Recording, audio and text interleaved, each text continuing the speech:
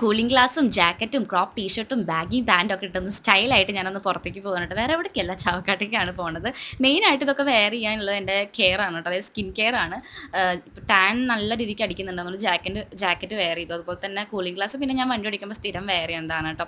നമ്മൾ നേരെ പോയത് ചേച്ചീനെ ആയിട്ട് സ്റ്റുഡിയോയ്ക്കാണ് ഫസ്റ്റ് പോയിട്ടുണ്ടായിരുന്നത്. അങ്ങനെ സ്റ്റുഡിയോ പോയിട്ട് കുറച്ചധികം ഷോപ്പിംഗ് ഒക്കെ അവിടെ നിന്ന് ചെയ്തു. ഒരു 1.5 ബില്ല് നമുക്ക് വന്നിട്ടുണ്ടായിരുന്നു. അങ്ങനെ ബില്ലൊക്കെ പേ ചെയ്ത് നമ്മൾ നേരെ പോയത് ഗുരുവായൂരുള്ള കഫേ അഡിക്ലിക്കാണ് കേട്ടോ. അവിടെ പോയിട്ട് ചേച്ചിക്ക് ലോഡഡ് ഫ്രൈസും ചിക്കൻ്റെ, ഞാൻ ബർഗറാണ് പറഞ്ഞിട്ടുണ്ടായിരുന്നത്. ഞാൻ അങ്ങനെ ഷോപ്പിൽ പോയിട്ട് ബർഗർ കഴിക്കാറില്ല. അതെനിക്ക് എത്ര കഴിച്ചാലും പ്രോപ്പറായിട്ട് എനിക്ക് കഴിക്കാൻ പറ്റാറില്ല. പക്ഷേ ഇപ്രാവശ്യം എനിക്കെന്തോ കഴിക്കാൻ പറ്റിയില്ല. ഇനി ഞാൻ ഷോപ്പിൽ പോയിട്ട് കഴിക്കില്ല തീരുമാനിച്ചിട്ടുണ്ട് കേട്ടോ. പിന്നെ ഞാൻ പാഷൻ ഫ്രൂട്ടിൻ്റെ മൊഹിറ്റോ കുടിച്ചു. അതൊക്കെ കുടിച്ച് നമ്മൾ ഇറങ്ങി മാസ്കും വെച്ചിട്ടുണ്ട് അതിൻ്റെ ഇടയിൽ. നേരെ പോയത് തറവാട്ടിലേക്കാണ്, മുത്തശ്ശൻ്റെ അനിയൻ്റെ വീട്ടിലേക്ക്.